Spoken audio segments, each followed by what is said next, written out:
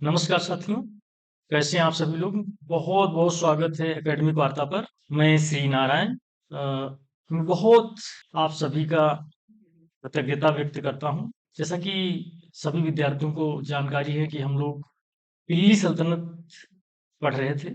दिल्ली सल्तनत के अंतर्गत हम लोगों ने गुलाम वंश को पढ़ लिया है।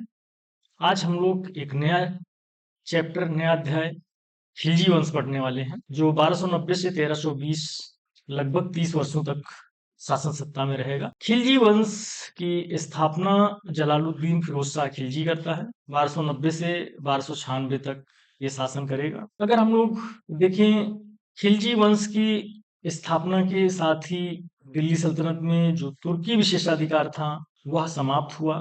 जो हम लोग बलबन के समय देखते थे कि प्रशासन में कुलीनता की संकल्पना देखने को मिलती थी। बलबन कहता था मैं अफराशियाब का वंशज हूँ। वहीं अब खिलजी वंश में प्रशासन में कुलीनता की संकल्पना समाप्त हो गई। खिलजियों ने शक्ति के बल पर सत्ता प्राप्त की और शक्ति के बल पर ही उसे बनाए रखा। इसलिए ताज की शक्ति तलवार में निहित है, ऐसा अलाउद्दीन खिलजी कहता था। खिलजी क्रांति के विषय में अगर बात करें तो कहीं न कहीं परिवर्तन नजर आता है। जब बलबन की मृत्यु हुई तो कैकुवाद व क्यूमस के संरक्षण के रूप में जलालुद्दीन खिलजी बैठता है। उसी जलालुद्दीन खिलजी ने 1290 ईस्वी में उसकी हत्या की। तत्पश्चात वह सुल्तान बना। यहाँ पर खिलजी वंश की शुरुआत हुई और शासन सत्ता चलाने के लिए नए नए स्तर पर नए नए नियम लागू किए गए। जलालुद्दीन ने स्वयं कहा कि शासन का अधिकार शासितों की इच्छा है। मतलब शासन जो है प्रजा की इच्छा के अनुरूप चलता है। खिलजी वंश के अंतर्गत जब अलाउद्दीन खिलजी शासक बनता है तो उसने कहा राजनीति और धर्म दोनों अलग हैं। मैं नहीं जानता कि शरीयत में क्या लिखा है, मैं वही करता हूं जो राज्य के हित में होता है। अतः उसने कुलीनता को दरकिनार किया और योग्यता पर बल दिया और कहा ताज की संप्रभुता तलवार में निहित है। जहां बलबन काल में हम लोग देख रहे थे जो परंपरा जिसमें कुलीनता की परंपरा थी, उसने कहा मैं अफराशियाब का वंशज हूँ। यहाँ तक उसने ये कह दिया था मैं किसी निम्न कुल के व्यक्ति को देखता हूँ तो मेरी आंखें क्रोध से जलने लगती हैं और मेरा हाथ तलवार पर पहुंच जाता है। दिल्ली सल्तनत के इस तरीके के परिवर्तन देखने को मिलता है हमें खिलजी वंश में। अलाउद्दीन खिलजी शासन सत्ता संभालता है तो सबसे पहले वो धन के महत्व को समझता है। उसने जब वह देवगिरी से लूटे गए धन को सुल्तान जलालुद्दीन की जब हत्या करता है तो उसने आमिर वर्ग को उस धन को देकर आमिर वर्ग को अपने पक्ष में कर लिया था। तो उसने सबसे पहले राजस्व सिद्धांत चलाएगा जिसमें कहेगा सेना ही बादशाहत है, बादशाहत ही सेना है। सैन्य अभियान करेगा। उत्तर भारत में बहुत सारे अभियान होंगे, हम लोग पढ़ेंगे। दक्षिण भारत का अभियान करेगा। सैन्य सुधार करेगा। जो भ्रष्टाचार होता था सेना में उसके लिए, उस सैनिकों के लिए हुलिया और घोड़ों के लिए दाग प्रथा प्रारंभ करेगा। एक निशान बनवाता था, दगवाने की प्रथा प्रारंभ करेगा। बाजार नियंत्रण करेगा। बरीद है, गुप्तचर विभाग और एक जो सुल्तान होता उसका अपना गुप्तचर मनहियांस या मुनीस और परवाना नवीस दीवान ए रियासत जैसे पदों का सृजन करेगा। इस तरीके से हम लोग क्रमिक रूप से खिलजी वंश को पढ़ेंगे। आप बने रहिए। जो लोग नए हैं चैनल को सब्सक्राइब कर लीजिए और जो लोग पहले से स्टूडेंट हैं थोड़ा धैर्यता बनाए रखिए। तो सबसे पहले हम लोग अगर देखें, जलालुद्दीन फिरोज शाह खिलजी जो है इसने खिलजी वंश की स्थापना करी। इस वंश में कुल 4 शासकों ने शासन किया। जलालुद्दीन फिरोज खिलजी, अलाउद्दीन खिलजी, कुतुबुद्दीन मुबारक शाह, नसीरुद्दीन खुसरो शाह। ये जब जलालुद्दीन फिरोज शाह खिलजी गद्दी पर बैठा तो लगभग ये 68 से 70 वर्ष का था। ये 1290 से 1296 तक गद्दी पर रहा। इसके विषय में सबसे मेन चीज है इसने जो किलाखोरी का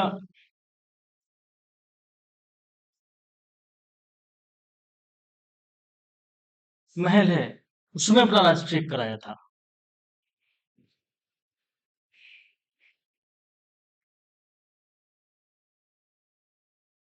इसके समय में एक घटना हुई, प्रमुख घटना एक हुई, मंगोल आक्रमण हुआ।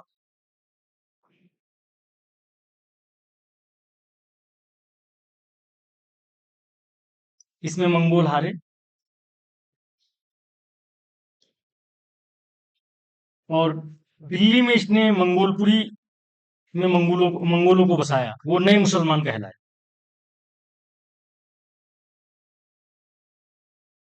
तो वे थे मलिक सिज्जू।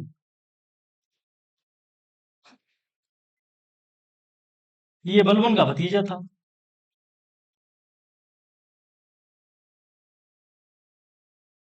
इसने विद्रोह किया। और जो अलाउद्दीन था,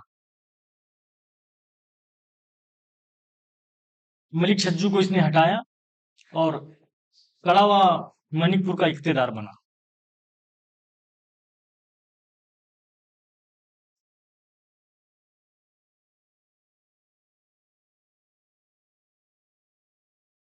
कड़ा मणिपुर है, ये प्रयाग वाला हिस्सा है। आज के समय में जो प्रयागराज, ये प्रश्न इंटरव्यू वगैरह में पूछ लेता है, जो कड़ा मणिपुर कहाँ पर पड़ता है, तो ये प्रयागराज है। अच्छा, अलाउद्दीन खिलजी जो है, ये जलालुद्दीन खिलजी का भतीजा व दामाद था। अच्छा, जो जलालुद्दीन खिलजी था वो उदारवादी था, उदार नीतियां थी, और अलाउद्दीन खिलजी थोड़ा सा उग्रवादी था। उसको जलालुद्दीन की कुछ नीतियां पसंद नहीं आई। जलालुद्दीन के समय में ही अलाउद्दीन ने एक दो अभियान किए। जलालुद्दीन खिलजी के जो सलाहकार थे, उन्होंने कहा कि भाई देखो, अलाउद्दीन की कुछ नीयत ठीक लग नहीं रही, लेकिन ये भतीजा भी था, चाचा इसका था, जलालुद्दीन खिलजी। तो उसने कहा, अरे ठीक है, भतीजा है, लेकिन कड़ा व मानकपुर वाली जो प्रयागराज के आसपास गंगा के तटीय जमीन है, वहां की किस्सा है, उसने एक लेटर लिखा सुल्तान को कि सुल्तान, आप हमसे मिलने आ जाइए, और मैं आपको जो लूट पाट करके लाया हूँ धन वो दे दूंगा, अगर आप हमसे मिलने नहीं आओगे तो मैं आत्महत्या करूंगा।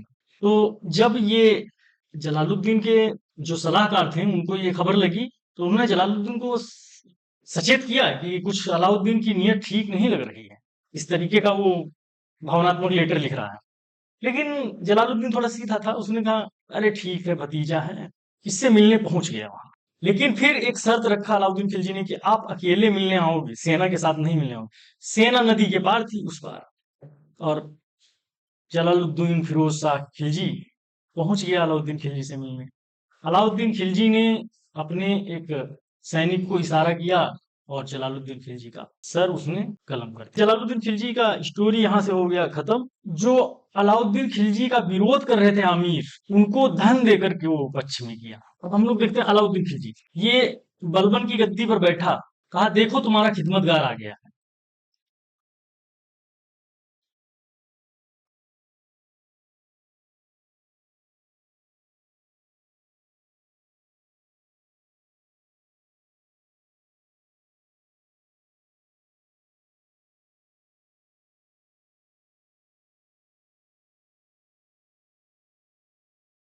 अच्छा, इसका मूल नाम क्या था, प्रश्न पूछा जाता है। ये प्रश्न नेट में भी पूछा गया है। अली गुरसब।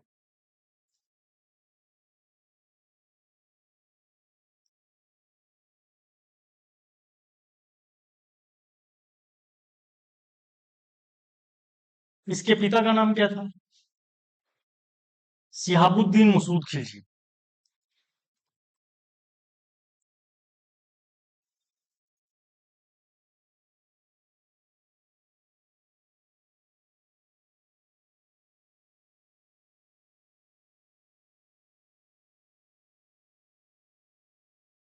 ये बलबन की सेना में एक सैनिक पदाधिकारी था।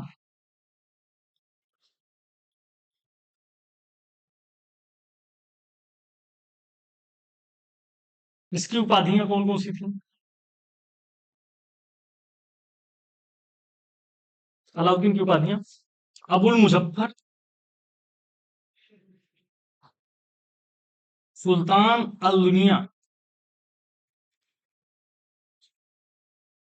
व दीन मोहम्मद खिलजी।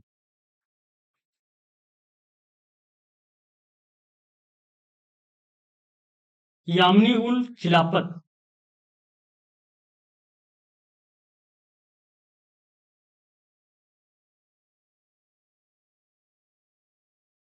नासरी आमीन मुमनी, नासरी आमीर मुमनी।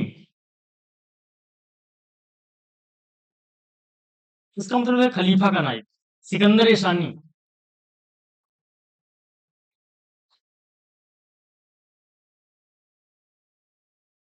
या इसे सिकंदर सेकंड भी कहा गया है। अच्छा, अमीर खुसरो ने अपनी पुस्तक खजाइनुल फतूह में अलाउद्दीन को विश्व विजेता कहा है, और इसे सुल्तानों का सुल्तान भी कहा जाता है, युग का विजेता भी कहा जाता है, जनता का चरवाहा कहा जाता है। अलाउद्दीन को जनता का चरवाहा जैसी पदवियों से विभूषित किया गया था। अगर इसको लिखना चाहते हो तो लिख लो, प्रमुख पद यहाँ नीचे लिख लेना, यहाँ से लिख लेना प्रमुख पद। अब यहाँ ये उपाधियों में डाल लीजिए। अमीर खुसरो ने अपनी पुस्तक खजाइन उल फतूह में, खजाइन उल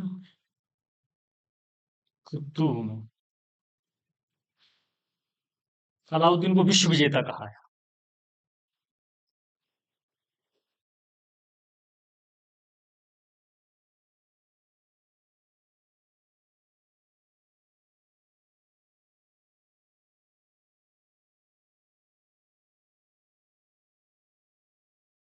इसे सुल्तानों का सुल्तान भी कहा जाता है, इसे सुल्तानों का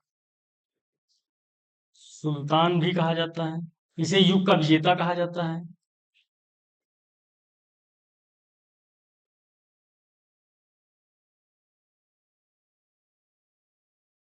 अलाउद्दीन को जनता का चरवाहा भी कहा जाता है, जनता का चरवाहा कहा जाता है। कोई भी लाइन पूछ सकता है यहाँ से ऐसे उठा के, इसलिए एक एक लाइन को आपको लिखना पड़ेगा। चलिए, प्रमुख पद की बात अगर हम लोग करें तो ये आमिर ए तुजुक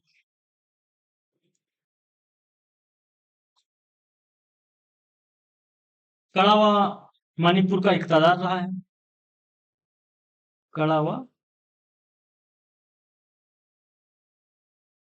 मणिपुर का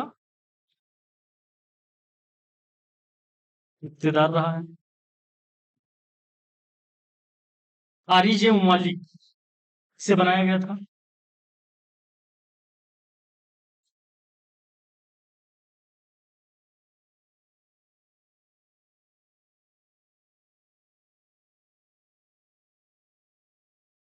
बाद में इसको अवध प्रांत की इक़्तिदारी भी मिली।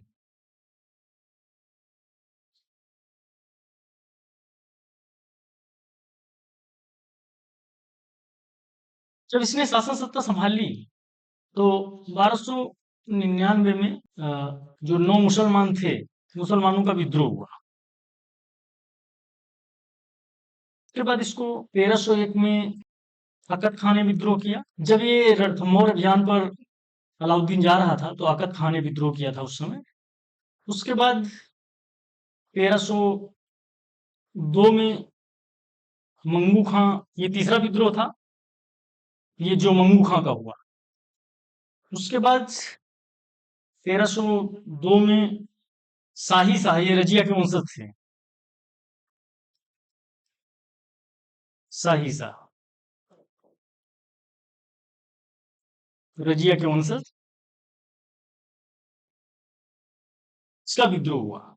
जब ये लगातार इसके विद्रोह हो रहे थे तो इसने क्या किया, इसने विद्रोहों के कारणों की करवाई जांच।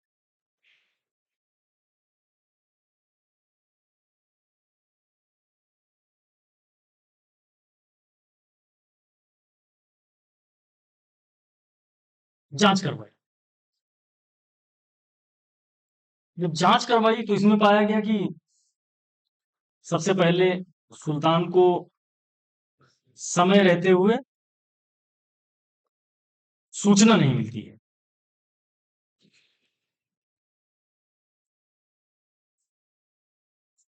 तो क्या करेगा वो, गुप्तचर की नियुक्ति करेगा, गुप्तचरों को मजबूत करेगा, बरीद जैसे पद को मजबूत करेगा। उसके बाद पता चला उसको धन का संचय,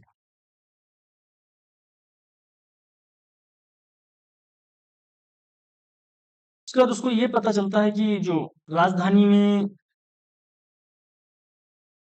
त्योहार वगैरह होते हैं, तो या उत्सव कोई होता है या कोई भोज होता है, तो भोजों के अवसर पर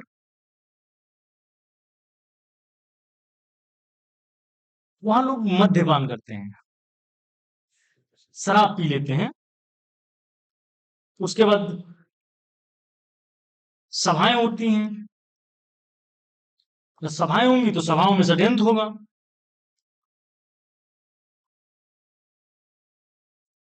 सुल्तान के खिलाफ।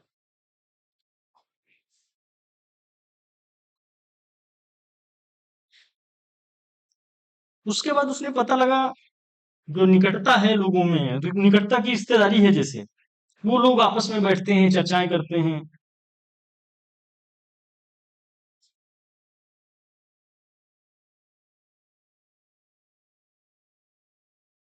अब जैसे उदाहरण के लिए कोई बर्थडे पार्टी में गए, अमीर वर्ग है, साथ में बैठे, एक एक पैक मारा, उसके बाद लगे सुल्तान की बुराई करने, अरे ये तो अलाउद्दीन खिलजी खुद जब इस पद पर था तो ये करता था, हम लोग इस पद पर हैं तो ऐसा कर रहा है।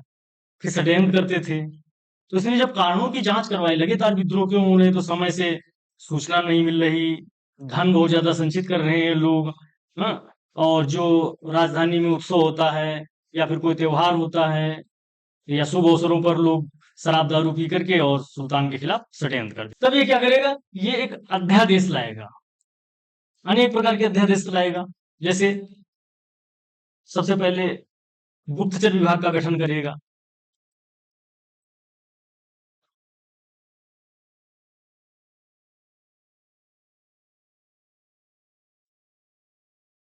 जिसमें राज्य के सभी क्रियाकलापों पर निगरानी रखी जाएगी, जिसके अंतर्गत बरीद है, गुप्तचर अफसर होगा, मुन्हिस या मुन्हियान या सुल्तान का गुप्तचर होगा।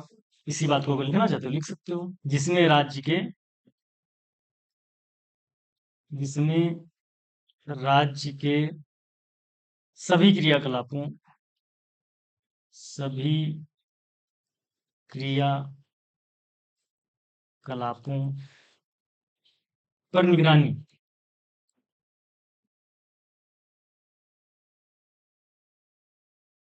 इसके अंतर्गत बरीद,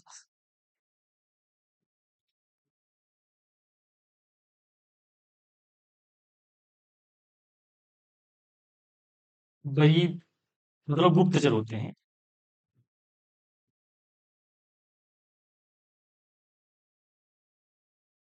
गुप्तचर ऑफिसर है ना, या मुन्हिस,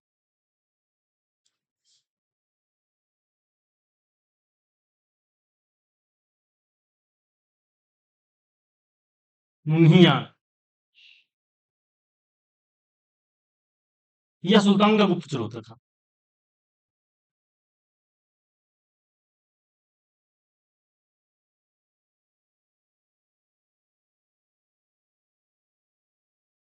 ये प्रश्न पूछा गया, मुनीश या मुनियान क्या थे, सुल्तान का गुप्तचर था, या इस तरीके कहते थे जो गुप्तचरों पर भी निगरानी रखता था, है ना। ये प्रश्न पूछा गया यूजीसी में। उसका दूसरा पॉइंट रहेगा ये, एकताओं की जांच करेगा। लोग धन का संचय बहुत ज्यादा करते थे, तो एकताओं की जांच करवाए। इसमें मिल्क व वक्फ की जो भूमि है की जांच, और खालसा भूमि की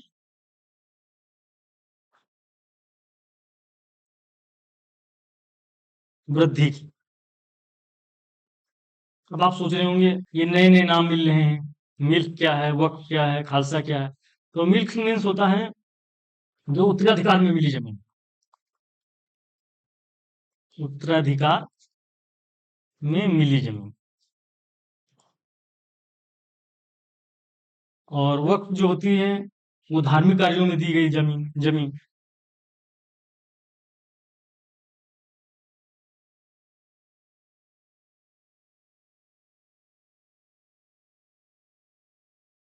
और खालसा जो भूमि होती है, ये सरकार के प्रत्यक्ष नियंत्रण में भूमि रहती थी, है ना? सरकार के प्रत्यक्ष नियंत्रण वाली भूमि। विवाह संबंधी कठोर नियम जारी करेगा।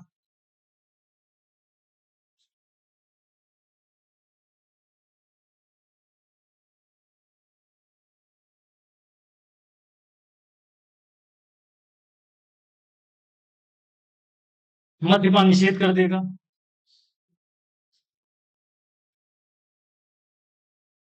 मतलब आप दारू जो है ना, वो 40 मील आसपास ना तो बेच सकते हो। 40 मील मतलब 60 किलोमीटर ना बेच सकते हो ना पी सकते हो।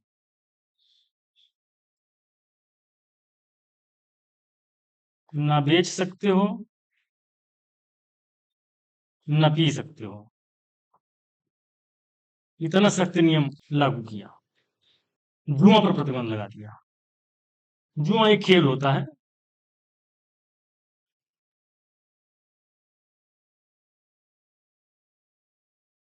अब प्रश्न कैसे बनता है, प्रश्न देख लीजिए।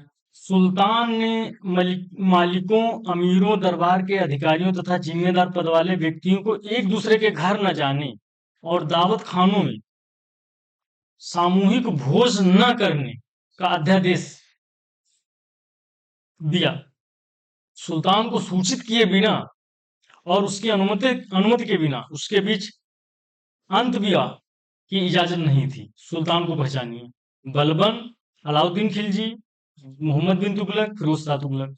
आप इसमें पहचान लीजिए, ये अलाउद्दीन खिलजी है। अभी हम लोग पढ़ रहे थे कि इसने राजधानी में त्योहार उत्सव के समय भोजों के अवसरों पर मद्यपान की सभाओं में षड्यंत्र रचा जाता था, जिसके कारण विवाह संबंधी कठोर नियम बना दिया कि कोई भी सुल्तान के बिना पूछे विवाह नहीं कर सकता है। तो ये प्रश्न पूछा गया, इस तरीके से यूजीसी में प्रश्न, ऐसे प्रश्न बनते हैं। खिलजी सल्तनत के समय अगर हम लोग देखें तो मंगोल आक्रमण आक्रमण पूरे सल्तनत काल में खिलजी सल्तनत में सबसे ज्यादा मंगोल आक्रमण हुए। मंगलों का सर्वाधिक आक्रमण अलाउद्दीन खिलजी के समय में हुआ, जिसमें लगभग 6-7 आक्रमण हुए।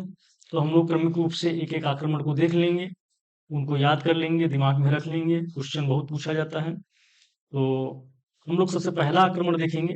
पहला आक्रमण जो है वो 1297-98 में उसका वर्ष है। और इसको आक्रमणकर्ता जो था वो कादिर खां था। इसका आक्रमणकर्ता जो था वो कादिर खां था। कादिर खां, ये कौन था? ये दावा खां का सेनापति था। दावा खां का सेनापति। और इसको विफल किसने किया? विफल करता जो था वो जफर खां था। जफर खां। और इसके साथ सहयोग करने के लिए गया था उलुग खां।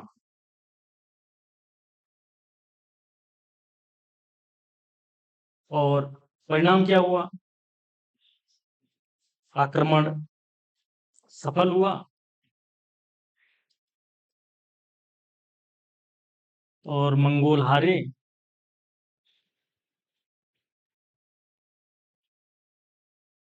20,000 लगभग मंगोल मारे गए और बड़ी संख्या में मंगोलों को गुलाम बनाया गया। उसके बाद दूसरा जो आक्रमण है वो 1299 में। सल्दी खां विफल रहा और जफर खां सफल रहा। तीसरा जो आक्रमण है ये 1299 में। इसका आक्रमणकर्ता जो था वो तुगलक खां। ये दावा खां का पुत्र था। खां कहीं कहीं लिखा रहेगा, कहीं कहीं ख्वाजा लिखा रहेगा, ठीक है। ये दावा खां का पुत्र था। दावा खां का पुत्र। और इसका विरोध जो किया है इसने अलाउद्दीन खिलजी,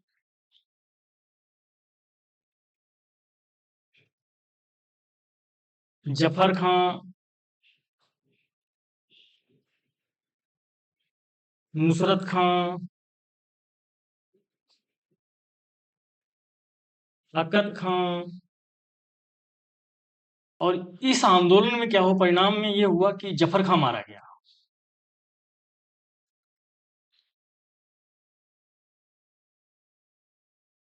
ये अलाउद्दीन के सहयोगी थे, जफर खां, नुसरत खां, अकद खां, उलुग खां, ये लोग सहयोगी थे। इसने कहा भगवान ने हमको इतने अच्छे सहयोगी दिए। जफर खां मारा जाता, जफर खां से मंगोल बहुत डरते थे। कहते हैं ना, जफर खां पहला ऐसा व्यक्ति है जिसे मंगोल भी डरते थे।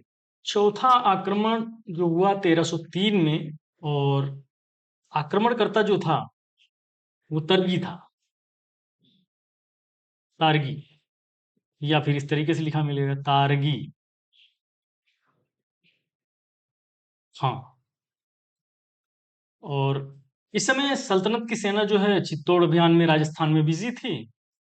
तो ये जो मंगोल हैं, ये लूट पाट करके वापस चले गए। परिणाम यही हुआ कि मंगोलों ने लूटपाट की और वापस चले गए। मंगोलों का पांचवा जो आक्रमण है वो 1305 में हुआ। आक्रमणकर्ता अली बेग।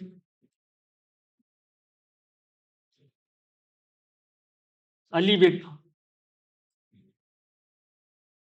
और उसका सहयोगी तारताक।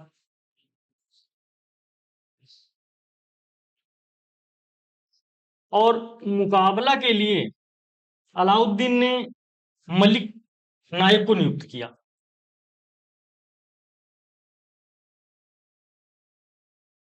मलिक नायक को नियुक्त किया। बाद में मलिक नायक मलिक गाजी कहलाएगा।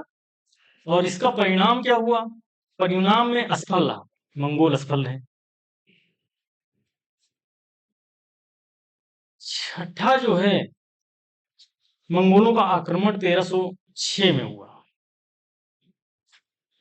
आक्रमण करता था कबक व काबू।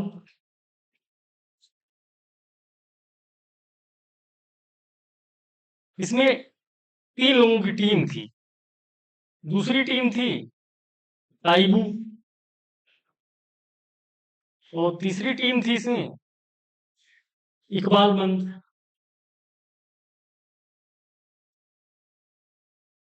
जो विरोध करता था, मुकाबला करता था, वो मलिक कफूर।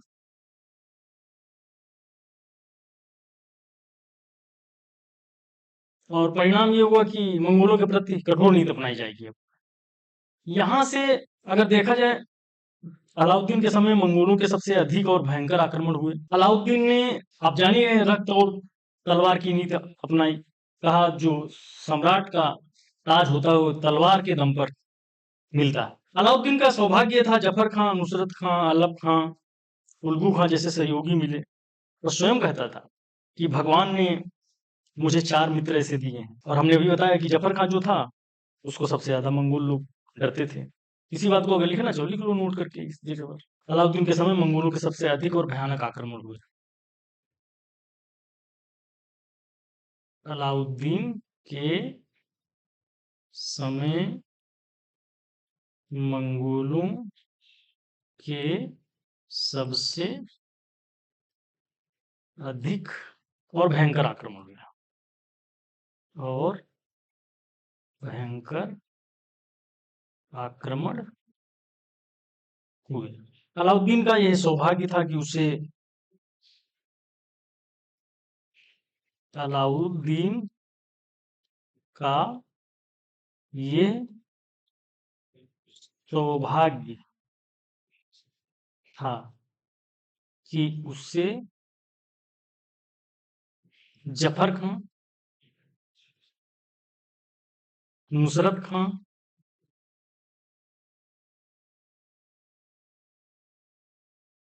अलप खां,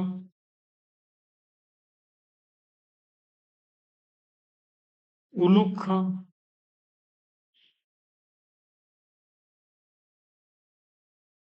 जैसे सहयोगी मिले।